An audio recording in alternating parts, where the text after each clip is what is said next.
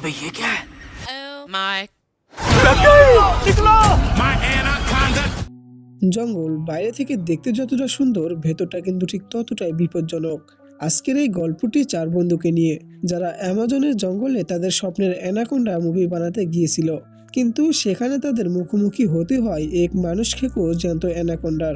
তবে মোদ্দা কথা হলো, শেষমেশ তারা কি সেই সিনেমা শেষ করতে পেরেছিল, নাকি তাদের চাটনি বানিয়ে সে অ্যানাকোন্ডা খেয়ে ফেলেছিল? এটা জানতে হলে মনোযোগ দিয়ে পুরো ভিডিওটি শেষ পর্যন্ত দেখুন। সিনেমার শুরুতে আমরা অ্যানা নামের এক মেয়েকে তার বন্ধু চ্যাটের সাথে দেখি। তারা ব্রাজিলের জঙ্গলে একটি গাড়িতে বসে জঙ্গল থেকে পালানোর ছক করছিল। চ্যাট বলে যে বাইরে খুব বিপদ, কিন্তু অ্যানা একরোখা। সে কথা না শুনে বাইক নিয়ে বেরিয়ে যায়। দূরে থাকা মার্ক নামের এক লোক তাকে দেখে ফেলে এবং তাকে ধরার জন্য তার পিছু নেয়। কিন্তু ঠিক তখনই এক বিশাল অ্যানাকোন্ডা সেই নৌকায় হামলা করে মার্কের সঙ্গীকে সেখানে মেরে ফেলে। আর এভাবেই শুরু হয় আজকের এই টানটান রোমাঞ্চকর মুভি। অন্যদিকে ক্যালিফোর্নিয়ায় ডগ নামের একজন বিয়ের ভিডিও মেকারকে দেখা যায়। সে বলছিল কিভাবে একটা দানব এক কাপলদের উপর হামলা করবে আর তারা দুজনে মিলে সেই দানবকে মেরে ফেলবে, কিন্তু তাদের এই আইডিয়া পছন্দ হয় না। তারা সাধারণ বিয়ের ভিডিও চায়। ডগের স্বপ্ন ছিল বড় বড় মুভি ডিরেক্ট করা, কিন্তু সে এই সাধারণ কাজেই আটকে গেছে। ঠিক যেমন আমাদের অনেক স্বপ্ন থাকে, কিন্তু আমরা পরিস্থিতির চাপে সাধারণ কাজে আটকে যাই। এরপর আমরা দেখি রন নামের এক স্ট্রাগলিং অ্যাক্টরকে।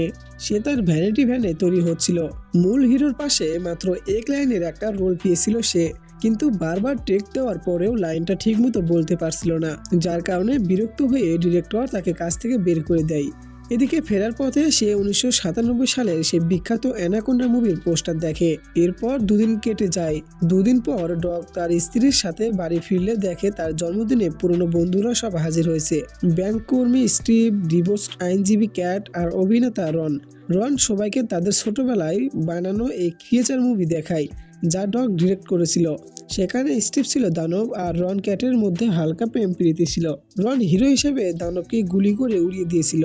সবাই সেই পুরনো স্মৃতি দেখে খুব নস্টালজিক হয়ে পড়ে। পরের দিন রন সবাইকে এক রেস্টুরেন্টে নিয়ে যায়।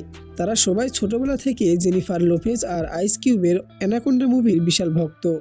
রন জানায় ওই মুভিটা আসলে এক জাপানি উপন্যাসের ওপর ভিত্তি করে বানানো। সেই লেখকের স্ত্রী রনকে মুভিটি রিবুট করার রাইটস দিয়েছেন। এটা শুনে বন্ধুরা তো অবাক। রন প্রস্তাব দেয় যে ডগ মুভিটা ডিরেক্ট করবে। ডগ প্রথমে রাজি হতে চায়নি, কারণ সে এখন সংসারী মানুষ, কোনো ঝুঁকি নিতে চায় না। কিন্তু তার ছোট ছেলে যখন তার বানানো পুরনো মুভি দেখে খুব খুশি হয় এবং তার স্ত্রীও তাকে স্বপ্ন পূরণ করতে বলে, তখন ডগ রাজি হয়ে যায়। সে বুঝতে পারে বিয়ের ভিডিও বানিয়ে তার জীবন কাটানোর কোনো মানেই হয় না। এরপর সবাই মিলে স্ক্রিপ্ট লিখতে শুরু করে এবং লোন নিয়ে কম বাজেটের এক মুভি বানাতে তারা ব্রাজিলে পৌঁছায়।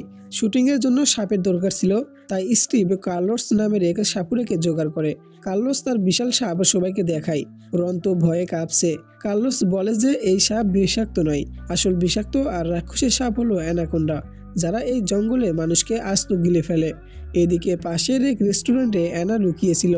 মার্ক তাকে খুঁজতে সেখানে আসে। অ্যানা এক মাতাল নৌকার মাঝির চাবি চুরি করে পালানোর সুযোগ খোঁজে। কার্লোস যখন ওই নৌকায় তার সাপ রাখছিল, ভুলবশত তার খাঁচাটি ভেঙে যায়। ঠিক তখনই অ্যানা সেখানে এসে নিজেকে ড্রাইভার হিসেবে পরিচয় দেয়। এটা শুনে সব বন্ধুরা তাকে বিশ্বাস করে নৌকায় তুলে নেয় এবং লোকেশনের দিকে রওনা দেয়। এর পরের দিন এক সুন্দর ঝর্ণার কাছে শুটিং শুরু হয়। শুটিংয়ের ফাঁকে ডগ আর ক্যাটের পুরনো সম্পর্কটা যেন আবার একটু একটু করে জমতে থাকে। রাতে রন যখন ঘুমাচ্ছিল, কার্লোসের সাপটি খাঁচা থেকে বেরিয়ে রনের গায়ের উপর চলে আসে। রন আতঙ্কে চিৎকার শুরু করে। কার্লোস এসে ক্ষমা চায় এবং কথা দেয় এমনটা আর কখনোই হবে না। পরদিন ডগ রনকে সাপটা হাতে ধরে শুটিং করতে বললে রন তো আকাশ থেকে পড়ে, কিন্তু ডগের জোরাজুরিতে বাধ্য হয়ে সাপটা ধরে অভিনয় করতে গিয়ে ভয়ের চোটে সে ওটাকে পানিতে ফেলে দেয়। সাপটি গিয়ে নৌকার পাখার সাথে আটকে টুকরো টুকরো হয়ে মারা যায়। সবাই খুব কষ্ট পায় এবং রাতে সাপটি শেষকৃত্য করে। বেচারা সাপটার জন্য খারাপই লাগছে, কিন্তু এটাই ছিল বিপদের শুরু। ঠিক তখনই মার্কের এক লোক তাদের দেখে ফেলে এবং মার্ককে ফোন করতে যায়, কিন্তু মুহূর্তের মধ্যে এক বিশাল অ্যানাকোন্ডা এসে সেই লোকটিকে জ্যান্ত গিলে ফেলে। রাতে রন কার্লোসের কাছে গিয়ে কান্নাকাটি করে ক্ষমা চায়। রন জানায় যে সে হলিউডে কত কষ্ট করছে কিন্তু কোনো ভালো রোল পাচ্ছে না। কার্লোস তার কথা শুনে ইমপ্রেস হয়ে বলে সে আজ রাতেই জঙ্গল থেকে নতুন সাপ নিয়ে আসবে যাতে রন স্টার হতে পারে। কিন্তু জঙ্গলে পা রাখা মাত্রই অ্যানাকোন্ডা কার্লোসকে পেঁচিয়ে হাড়গোড় গুঁড়ো করে মেরে ফেলে। এই কার্লোস লোকটা কি জেনে শুনে মরতে গেল? আপনাদের কি মনে হয় অবশ্যই কমেন্ট করে জানিয়ে দিবেন। এদিকে অনেকক্ষণ পার হয়ে যাওয়ার পরেও কার্লোস ফিরে না আসায় সবাই চিন্তিত হয়ে তাকে খুঁজতে বের হয়। স্টিভ তখন নেশায় টালছিল। জঙ্গলে হাঁটতে হাঁটতে তারা এক বিশাল পরিত্যক্ত ট্রাক পায়। হঠাৎ উপর থেকে অ্যানাকোন্ডা কার্লোসের লাশটা ট্রাকের ছাদে আছড়ে মারে। দানবটি সামনে চলে এলে সবাই পালানোর চেষ্টা করে কিন্তু ট্রাক চালু হচ্ছিল না। ডগ বাইরে গিয়ে ইঞ্জিন ঠিক করে। তখন তার একদম নাকের ডগায় সাপটি চলে আসে। সবাই তাকে কোনো মতে টেনে তুলে নিয়ে সেখান থেকে পালায়। পথে মার্কের লোকগুলো তাদের রাস্তা আটকায়। অ্যানা বলে এরা এখানকার লোকাল গুন্ডা। সে গাড়িতে একটা বন্দুক খুঁজে পায় এবং দুর্দান্ত সাহসে গুন্ডাদের গুলি করে খতম করে। ডগ অ্যানার এই রণমূর্তি দেখে হা হয়ে যায়। তারা নৌকায় ফিরে আসে কিন্তু মার্ক তাদের গান পয়েন্টে ধরে ফেলে। সুযোগ বুঝে অ্যানা মার্কের মাথায় বাড়ি দিয়ে তাকে বেহুশ করে দেয়। এরপর অ্যানা বলে সে তাদের এয়ারপোর্টে পৌঁছে দেবে। ডগ অ্যানার উপর এতটাই ফিদা হয়ে যায় যে সে হুট করে স্ক্রিপ্ট বদলে রনের বদলে অ্যানাকে হিরোইন বানিয়ে ফেলে। পরের দিন সে সবাইকে বুঝিয়ে বলে যে আজকাল অস্কারেও ফিমেল লিড মুভির জয় জয়কার। রন আর ক্যাট এতে বেশ চটে যায় কারণ তাদের চরিত্রগুলো গুরুত্বহীন হয়ে যাচ্ছিল। রন যখন আক্ষেপ করছিল ক্যাট তাকে সান্ত্বনা দিয়ে বলে তার স্বামীও তাকে ঠকিয়েছে, তাই সে এখন বড্ড একা। পরের দিন রন আর ডগের মধ্যে তুমুল ঝগড়া হয়। ঠিক তখন তাদের পাশ দিয়ে একে বিশাল শিপ যাচ্ছিল যেখানে স্বয়ং জেনিফার লোপেজ আর আইস কিউব ছিল। তাদের অ্যাসিস্ট্যান্ট ডিরেক্টর জানায় যে তারা সোনির হয়ে আসল অ্যানাকোন্ডা রিবুট শুট করছে। সবাই এবার রনকে চেপে ধরে। রন শেষমেশ স্বীকার করে যে তার কাছে কোনো কপিরাইট নেই।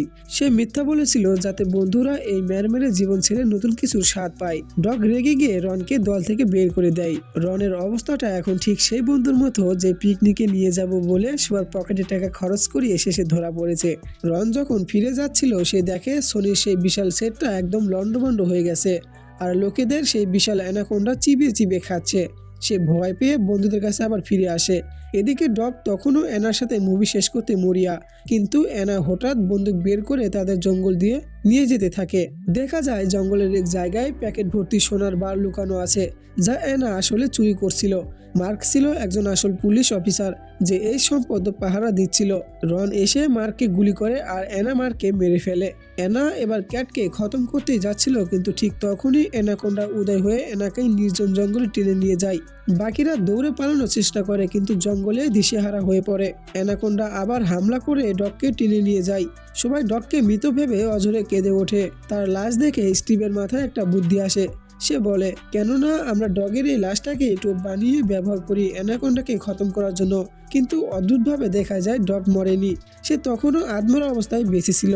অ্যানাকোন্ডা ডগকে খেতে এলে ডগ কোনো মতে যান হাতে নিয়ে দৌড়ে পালিয়ে যায়। তবে এখানে আমরা ডগের মাথায় একটা শূকরকে দেখতে পাই যে এক ছোট বাচ্চার মতো করে তার কাঁধে উঠে বসে আছে। এদিকে অ্যানাকোন্ডা যখনই ডগকে খেতে যাবে ঠিক তখনই ডগ কোনো রকম শূকরকে তার সামনে ছুঁড়ে দেয় এবং সে প্রাণে বেঁচে যায়। এদিকে পালাতে পালাতে তারা একটা সময় সেই ভেঙে পড়া মুভি সেটে পৌঁছায় এবং সেখানে দেখা হয় 1997 সালের আসল হিরো আইস কিউবের সাথে। কিউব জানায় যে সেটে অনেক বোমা লাগানো আছে কিন্তু সব বিগড়ে গেছে। জেনিফার লোপেজ আর এরিক এখনো জঙ্গলে আটকে আছে, তাই কিউব রনকে একটা পিস্তল দিয়ে তাদের বাঁচাতে চলে যায়। ডগ আর রন মিলে এবার মরণপণ লড়াইয়ের প্ল্যান করে। তারা চিৎকার করে অ্যানাকোন্ডাকে সেটের ভেতরে ডেকে আনে। স্টিভ আর ক্যাট কন্ট্রোলার দিয়ে বোমগুলোকে ফাটানো শুরু করে কিন্তু এই বিশাল বিস্ফোরণও সাপটার কিছুই হয় না। এদিকে অ্যানাকোন্ডা যখন তাদের একদম সামনে চলে আসে রন তার ছোটবেলার মুভির সেই বীরত্বপূর্ণ সংলাপটা বলে ওঠে, আমি থাকতে আমার বন্ধুদের কেউ মারতে পারবে না। সে বন্দুক দিয়ে সরাসরি গ্যাস পাইপ লাইনের উপর গুলি চালায় যার ফলে এক প্রলয়ঙ্করী বিস্ফোরণে অ্যানাকোন্ডার দেহ ছিন্ন বিচ্ছিন্ন হয়ে যায়। এরপর আমাদের 1 বছর পরের দৃশ্য দেখানো হয় যেখানে আমরা দেখি তাদের ওই শখের মুভিটি বাফেলো ফিল্ম ফেস্টিভ্যাল এই পুরস্কার জিতেছে। সবার ভাগ্য খুলে যায়। রন আর ক্যাট বিয়ের পিড়িতে বসার সিদ্ধান্ত নেয়। ডগ তাদের বিয়ের ভিডিও শুট করে এক আজব এলিয়েন মুভির স্টাইলে। রন একটা বড় সিরিজে রোল পায়। একদম শেষে দেখা যায় ডগের বাড়িতে স্বয়ং জেনিফার লোপেজ হাজির। তিনি বলেন যে তার মুভিটি আনঅফিশিয়াল হলেও দারুণ হয়েছে। তার মেকিং আর সাহস দেখে তিনি মুগ্ধ। তিনি ডগকে প্রস্তাব দেন তার পরবর্তী বড় প্রজেক্টে কাজ করার জন্য। এই কথা শুনে ডগ সেখানে থমকে গিয়ে পড়ে যায়। আর এখানেই এই মুভিটির সমাপ্তি ঘটে। তারা হয়তো জ্যান্ত অ্যানাকোন্ডার হাত থেকে বেঁচে ফিরেছিল, কিন্তু জেনিফার লোপেজকে সামনে দেখে ডগ আর নিজেকে সামলাতে পারলো না, তাই তো তার এই বেহাল দশা। তো ভিডিওটি ভালো লাগলে একটি লাইক, শেয়ার এবং চ্যানেলটি সাবস্ক্রাইব করে পাশে থাকবেন। আর আমাদের আবারও দেখা হবে কোনো এক নতুন মুভি এক্সপ্লেনেশন ভিডিও নিয়ে। ততক্ষণের জন্য উপভোগ করতে থাকুন আপনার জীবনের প্রতিটি মুহূর্তকে। আজকের জন্য টেক কেয়ার।